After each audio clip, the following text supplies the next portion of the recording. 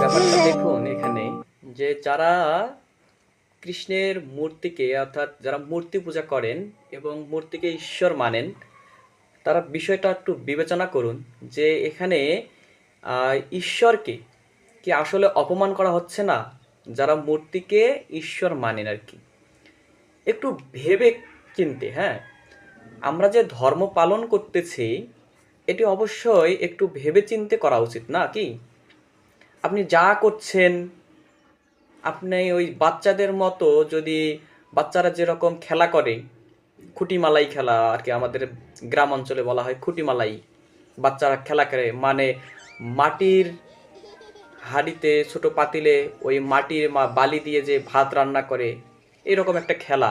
তো সেরকম কিন্তু ধর্মটা না। ধর্ম হচ্ছে ধারণ করা, ধর্মটাকে ধারণ করতে হবে। এইভাবে এটাকে কিন্তু ধর্ম বলে না। এই যে স্নান করানো, তারপরে মশারি টানিয়ে দেয়া, তারপরে খাবার দেয়া, মূর্তির সামনে খাবার দেয়া, তো এসব যদি আপনারা মনে করেন যে এইসবই ধর্ম, তাহলে তো শ্রীমদ্ ভগবত গীতা, বেদ, উপনিষদ এসব গ্রন্থের কোনো প্রয়োজন ছিল না। যদি আপনারা মানেন যে না, শ্রীমদ্ ভগবত গীতা, বেদ, উপনিষদ এগুলো আমাদের ধর্মগ্রন্থ, এগুলো আমাদের সকল সনাতনীদের জন্য সংবিধান, এগুলো মানা উচিত, তাহলে দয়া করে এসব ছেড়ে দিন। এই কাজগুলো, এই ছোট বাচ্চাদের মতো কাজগুলো ছেড়ে দিন, দিয়ে শ্রীমদ্ ভগবত গীতা অধ্যয়ন করুন এবং সেই অনুপাতে জীবনকে পরিচালিত করুন। কষ্ট পাবেন না, আমি ছোট মানুষ, তো বিষয়গুলো নিজেরা একটু ভেবে দেখবেন। হ্যাঁ, এই জিনিসগুলো আসলে আমাদের কতটা যুক্তিযুক্ত।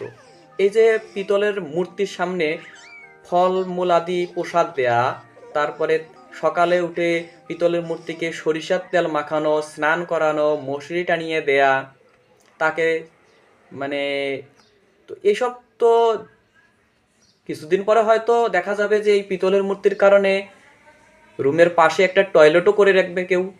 তো এসব কিন্তু ধর্মকে ঊর্ধ্বগামী নয়, নিজে আপনারা ঊর্ধ্বগামী হচ্ছেন না, দেন ধর্মীয় যে বিধিবিধান, সনাতন ধর্ম যে বিষয়গুলো, এগুলো থেকে বঞ্চিত হয়ে যাচ্ছেন। তো আসুন, শ্রীমদ্ ভগবত গীতা অধ্যয়ন করুন, উপনিষদ পড়ুন, আর সঠিক যে পথ, সঠিক যে মত, সেই পথ এবং মতের অনুশীলন করুন। সকলকে আন্তরিক শুভেচ্ছা। ওম